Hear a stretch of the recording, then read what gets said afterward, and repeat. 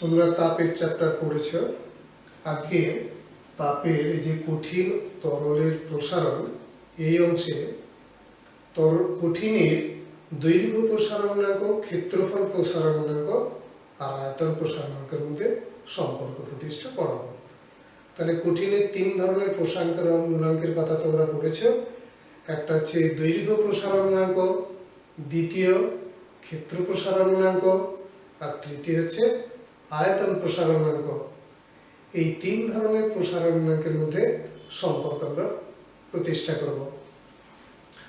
তো দেখো, দৈর্ঘ্য প্রসারণাঙ্ক একে আলফা দিয়ে প্রকাশ করা হয়, ক্ষেত্র প্রসারণাঙ্ককে বিটা দিয়ে, আর আয়তন প্রসারণাঙ্ককে গামা দিয়ে প্রকাশ করা হয়। তাহলে আলফা, বিটা, গামা এর মধ্যে সম্পর্ক প্রতিষ্ঠা করব। তো প্রথমে আমরা আলফা আর বিটার মধ্যে মানে দৈর্ঘ্য প্রসারণাঙ্ক ও ক্ষেত্র প্রসারণাঙ্কের মধ্যে সম্পর্ক নিয়ে প্রথমে আলোচনা করব। তো এটা করার জন্য দেখো, একটা বর্গাকার পাত নেওয়া হলো। যে বর্গাকার পাতের প্রত্যেকটা বাহুর দৈর্ঘ্য প্রাথমিক তাপমাত্রায় L1 আর ক্ষেত্রফল S1। দেখো, আমরা যে তাপমাত্রা নিয়ে প্রথমে আলোচনা করছি সেই তাপমাত্রাটা ছিল T1। তাহলে T1 তাপমাত্রায়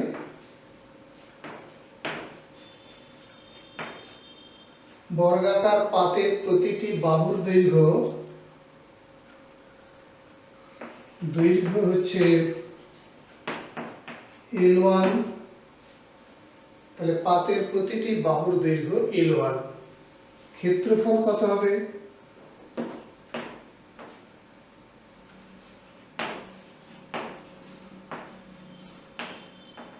ক্ষেত্রফল হবে S1।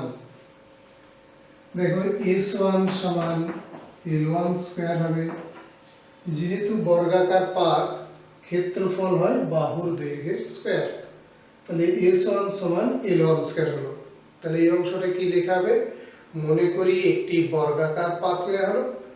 T1 তাপমাত্রায় পাতের প্রতিটি বাহুর দৈর্ঘ্য L1 এবং ক্ষেত্রফল S1। অতএব S1 সমান L1 স্কয়ার। ঠিক আছে, প্রথম অংশ বুঝতে পারলে। এবার দেখো, এর তাপমাত্রা T ডিগ্রি বৃদ্ধি করা হলো। মানে তাপমাত্রা T ডিগ্রি বৃদ্ধি করতে তাপমাত্রাটা T1 থেকে বেড়ে T2 হলো। তাহলে তাপমাত্রা T2, তাহলে T2 তাপমাত্রায়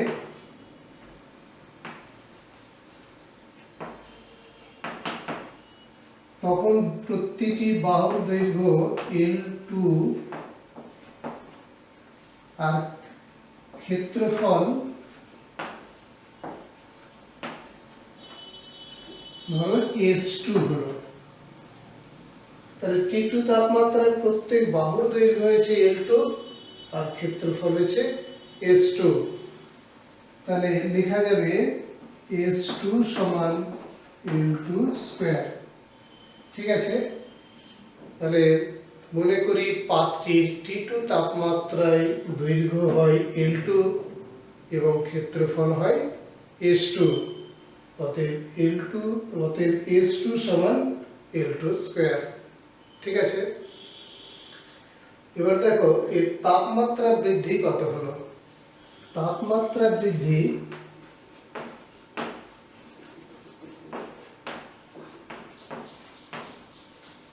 সেটা হচ্ছে, দেখো, T2 মাইনাস T1 সেটা সমান T, এটা ধরা হলো। ঠিক আছে, T2 মাইনাস T1 এটা সমান T ধরা হলো। তাহলে দেখো, S2 সমান L2 স্কয়ার লেখা আছে। প্রথমে দৈর্ঘ্য ছিল L1, পরে দৈর্ঘ্য হয়েছে L2। দৈর্ঘ্য প্রসারণের নিয়ম থেকে কি লিখতে পারবো? দেখো, ধরো এটা 1 নম্বর সমীকরণ দাগ দিলাম, এটা 2 নম্বর সমীকরণ দাগ দেওয়া হলো। ঠিক আছে, তাপমাত্রা বৃদ্ধি হয়েছে T2 মাইনাস T1 সমান T। তাহলে দৈর্ঘ্য L2, প্রথমে ছিল L1, ওই L2টা কত হবে আমরা হিসাব করব।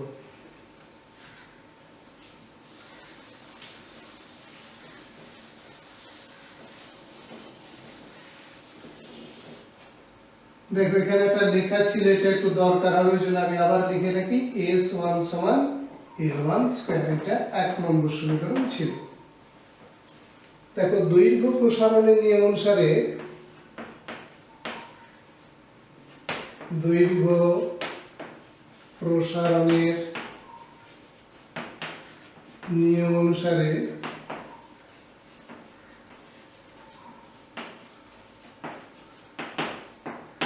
দৈর্ঘ্য প্রসারণের যে সূত্র পড়েছে তাতে কি লেখা যাবে, L2 সমান L1 into 1 plus alpha t. Alpha কি? আলফা হচ্ছে দৈর্ঘ্য প্রসারণ গুণাঙ্ক।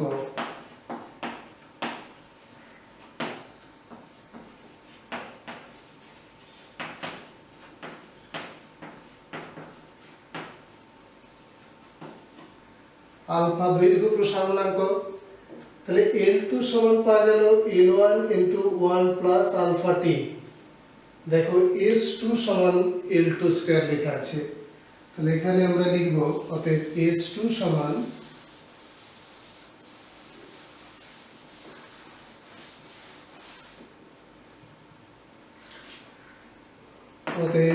S2 সমান, দেখো এই যে L2 স্কয়ার ছিল, তাহলে L2 এর বদলে এটা বসবে, এই পুরোটা এখানে বসিয়ে দেওয়া হলো, S স্কয়ার পাওয়া গেল। তাহলে S2 সমান L1 into 1 plus alpha t এর হোল স্কয়ার। তো এখান থেকে লেখা যাবে, দেখো L1 square into 1 plus alpha t এর হোল স্কয়ার। দেখো L1 স্কয়ার বদলে ওই যে S1 সমান L1 স্কয়ার পাশে লিখে রেখেছিলাম, কারণ এর দরকার হবে বলেছিলাম। দেখো S1 সমান L1 স্কয়ার লেখা আছে, তাহলে L1 স্কয়ারের বদলে S1 লেখা হবে, S1 লেখা হলো, এটার হোল স্কয়ার করলে পাওয়া যাবে 2 alpha t plus alpha square t square. ঠিক আছে, এরপরে লেখা হবে S1 ইন্টু 1 প্লাস 2 আলফা টি। ঠিক আছে, এখন এটা বাদ দেয়া হলো, এবার একে বাদ দেয়া হলো কেন সেটা একটু বোঝার চেষ্টা করো। যে আলফার মানটা অনেক ছোট, আলফার মান অনেক ছোট, তার স্কয়ার করলে আরো ছোট হয়ে যায়, তো তাকে টি স্কয়ার দিয়ে যে গুণ করা আছে আলফা স্কয়ার টি স্কয়ার, এটাও খুব ক্ষুদ্র হয়। তো সেটা যদি এদের সঙ্গে যোগ করা হয় তাহলে যোগফলের খুব একটা পরিবর্তন হয় না। তেমনি জেনে রাখো যে এক যে সংখ্যা তার যদি বর্গ করা হয় তাহলে একই থাকে, একের থেকে বড় সংখ্যা তার বর্গ করলে সংখ্যাটা বড় হবে, কিন্তু যদি সংখ্যাটা একের থেকে ছোট হয়, শূন্যর থেকে বড়, মানে ধরো 0.5, 0.25, এদের যখন বর্গ করবে দেখবে ছোট হয়ে যায়। আর একবার শোনো, ধরো 0.5 এর বর্গ করছো, বর্গ করলে হবে 0.25 হবে, তো এটা 0.5 ছিল তার তুলনায় অনেক ছোট, এটা স্কয়ার করলে পাবে 0.25, দেখো এটা ছোট হয়ে গেছে। তো এখানে এটা প্রায় 10⁻⁻6 রেঞ্জের থাকে, কিছু ইনটু 10⁻⁻6, তো তার যখন স্কয়ার করব এটা 10⁻12 হয়ে যাবে। তো এই সংখ্যাগুলোর সঙ্গে যখন যোগ করা হবে বুঝতেই পারছো একের পর 12টা শূন্য এসে যাবে, তাহলে সেই সংখ্যার সঙ্গে যোগ করলে খুব একটা বদল হবে না, আসন্ন মানে মানটা প্রায় একই হয়, সেই জন্য একে বাদ দেওয়া হলো। যাকে এটা আমরা লিখবো কি, এই ব্র্যাকেটে লেখা হবে আলফা স্কয়ার টি স্কয়ার ক্ষুদ্র হওয়ায় উপেক্ষণীয়। ঠিক আছে,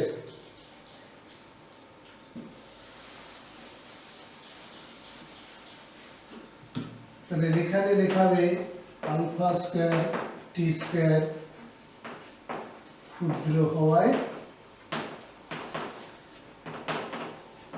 উপেক্ষণীয়।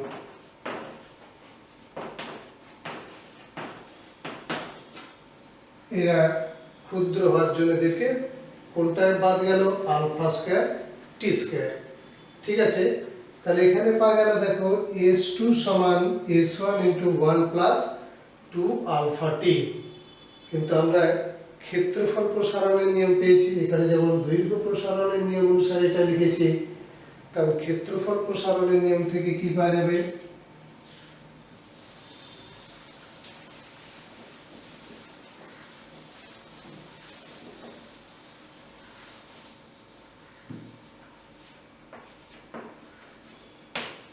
দেখো, ক্ষেত্রফল প্রসারণের নিয়মানুসারে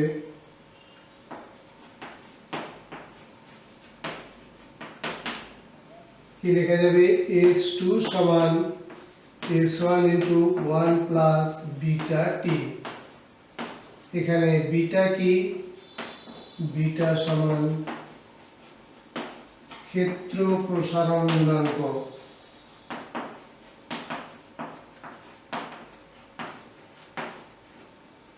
ঠিক আছে, বিটা হলো ক্ষেত্র প্রসারণ গুণাঙ্ক।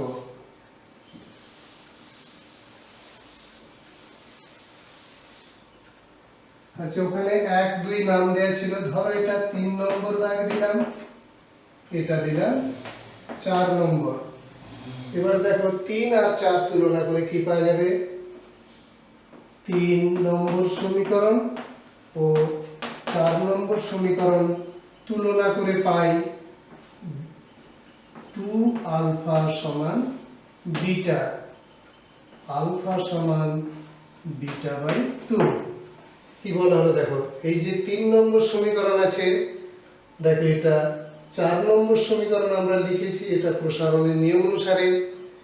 দেখো এখানে তুলনা করে পাওয়া যাচ্ছে এই যে 2 আলফা সমান বিটা, 2 আলফা সমান বিটা, তাহলে আলফা সমান বিটা বাই 2। ঠিক আছে, তাহলে এখানে দৈর্ঘ্য প্রসারণ গুণাঙ্ক আর ক্ষেত্র প্রসারণ গুণাঙ্ক এর মধ্যে সম্পর্ক পাওয়া গেল। দৈর্ঘ্য প্রসারণ গুণাঙ্ক সমান ক্ষেত্র প্রসারণ গুণাঙ্ক বাই 2। ঠিক আছে, এরপর আমরা দেখো, এরপর দৈর্ঘ্য প্রসারণ গুণাঙ্ক ও আয়তন প্রসারণ গুণাঙ্কের মধ্যে সম্পর্ক প্রতিষ্ঠা করব। তার জন্য আগে যেমন নেওয়া ছিল একটা বর্গাকার পাত, এখানে একটা ঘনক নেওয়া হবে। এখানে একটা আমরা ঘনক আঁকছি।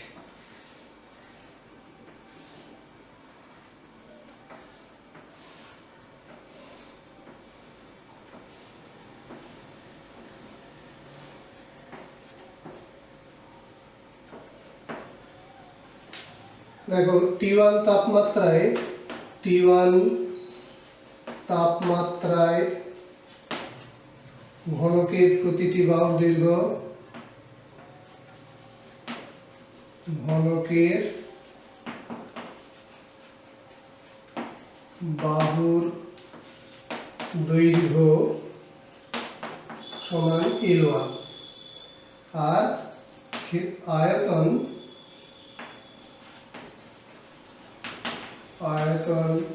সমান V1, এটা আমরা ধরছি।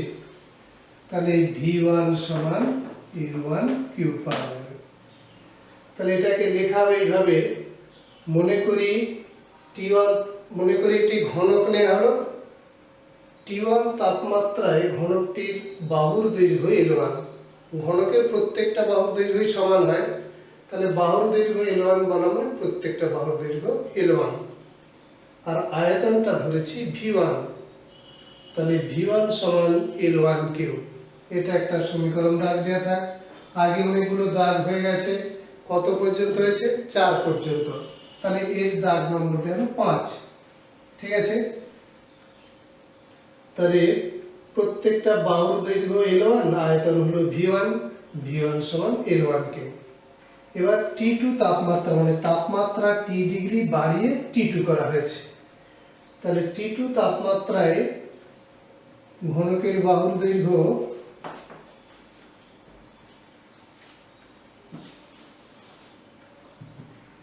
T2 তাপমাত্রায়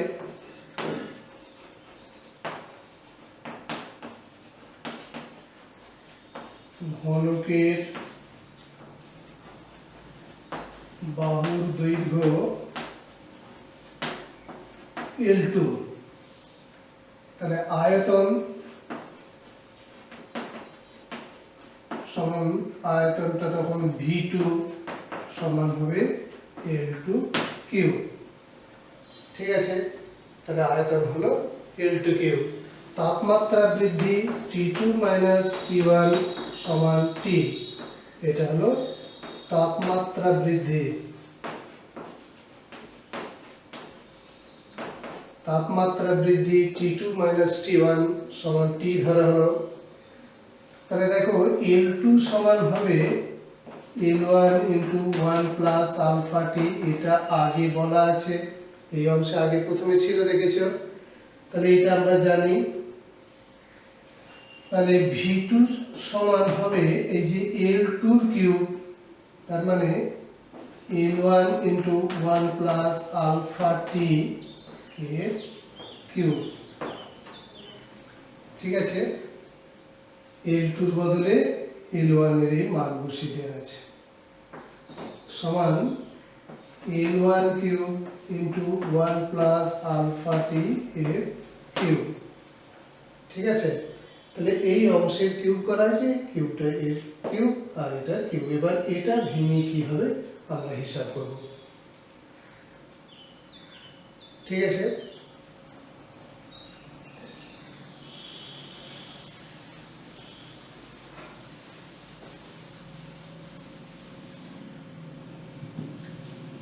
দেখো তাহলে পাওয়া গেল V2 সমান ওই যে L1 এর cube 1 plus 3 alpha t plus 3 alpha square t square plus alpha cube t cube. দেখো এই অংশের যে আছে এটা হোল কিউব আছে, সেটাকে ভেঙে এই লেখাটা পাওয়া গেল। তো আগে বলা ছিল আলফা স্কয়ার টি স্কয়ার এটা ক্ষুদ্র, আলফা কিউব টি কিউব আরো ছোট হবে, তাহলে এটা খুবই ক্ষুদ্র, এই দুটি টার্ম উপেক্ষণীয়। তাহলে লেখা যাবে L1 cube into 1 plus 3 alpha t. কি কারণে আগের মতো লেখা হবে যে 3 আলফা স্কয়ার টি স্কয়ার কমা দিয়ে আলফা কিউব টি কিউব ক্ষুদ্র হওয়ায়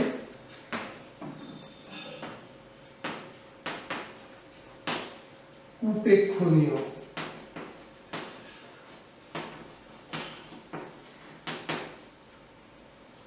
তাহলে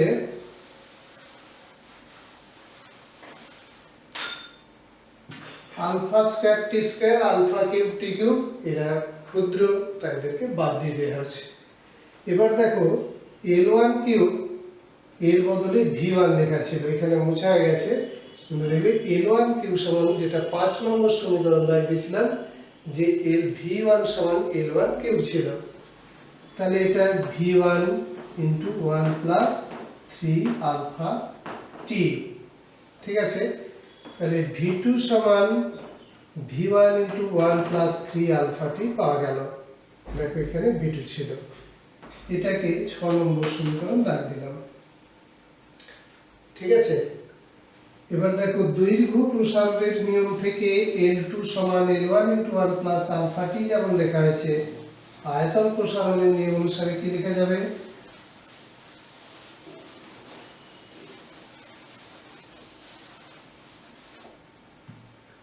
দেখো আয়তন প্রসারণের নিয়ম অনুসারে লেখা যাবে V2 সমান V1 ইন্টু 1 প্লাস গামা টি।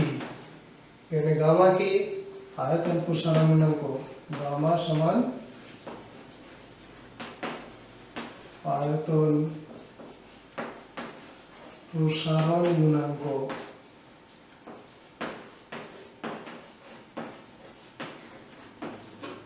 ঠিক আছে, তো এটা 7 নম্বর দাগ দিই।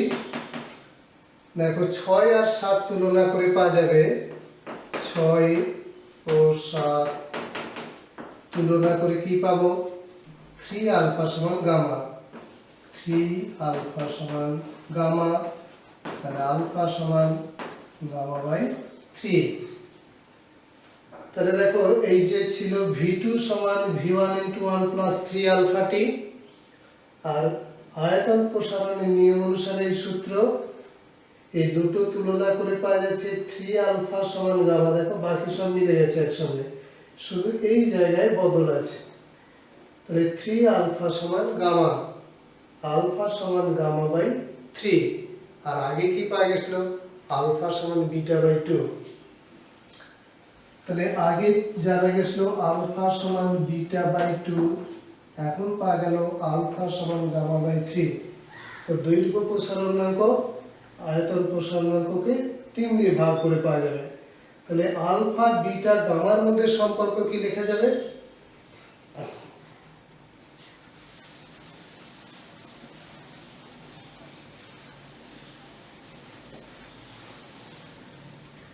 দেখো, অতএব আলফা সমান beta by 2 equal to gamma by 3, এই এদের মধ্যে সম্পর্ক। ঠিক আছে, এবার এটা থেকে দেখো alpha is to beta is to gamma সমান কত হবে, এদের মধ্যে কার মান বড়, এরকম কিছু প্রশ্ন তোমাদেরকে বোঝাই। দেখো alpha is to beta is to gamma এটা সমান কত, এটা প্রথম একটি প্রশ্ন। আর একটি হচ্ছে আলফা বিটা গামার মধ্যে কে বড়। আগে দেখো আলফা সমান বিটা বাই 2 গামা বাই 3, গামাকে 3 দিয়ে ভাগ করলে আলফার সঙ্গে সমান হয়, বিটাকে 2 দিয়ে ভাগ করলে আলফার সঙ্গে সমান হয়। তাহলে সবচেয়ে বড় কে? সে হচ্ছে গামা। তাহলে একটা কঠিনের এই যে 3 ধরনের প্রসারণাঙ্ক, তার মধ্যে গামার মান বেশি হবে। আবার অনুপাতটা থেকে দেখতে পাবে। Alpha is to beta is to gamma equal to 1 is to 2 is to 3। কি করে পাওয়া গেল? সাধারণ হিসাবে ধরো, যদি এটা কে ধরি,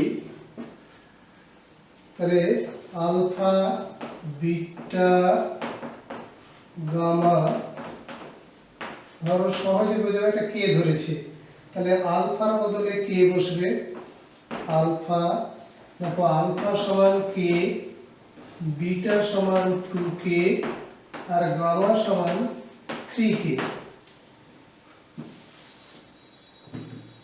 তাহলে alpha is to beta is to gamma equal to k is to 2k is to 3k সমান 1 ইজ টু 2 ইজ টু 3। দেখো আগে বলেছিলাম গামার মানটা বড়, এখানে বুঝতে পারছো অনুপাত থেকে গামার মান বড় হবে। ঠিক আছে, তাহলে তোমরা দৈর্ঘ্য প্রসারণাঙ্ক, ক্ষেত্র প্রসারণাঙ্ক ও আয়তন প্রসারণাঙ্কের মধ্যে সম্পর্ক বুঝতে পারলে আশা করছি। ঠিক আছে।